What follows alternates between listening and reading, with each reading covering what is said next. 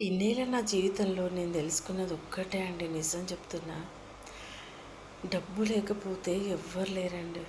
నీ దగ్గర డబ్బు ఉంటే పరాయి వాళ్ళు ఎవరు వేలిచ్చిన మేనమామ కూతురు అంటారు చూడండి, వాళ్ళందరూ నీ వాళ్ళు అయిపోతారు.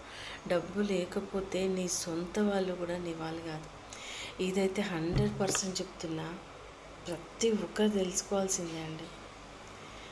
ఈ ముఖ్యంగా చేయాల్సింది డబ్బు సంపాదించాలి. డబ్బు సంపాదిస్తే గౌరవం వస్తుంది, ప్రేమలు వస్తాయి, అభిమానాలు వస్తాయి, అన్ని ఆత్మీయులు వస్తారు, సంబంధాలు వస్తాయి, అన్నీ అనమాట. డబ్బుతోనే అన్నీ అట్లా అయిపోయింది.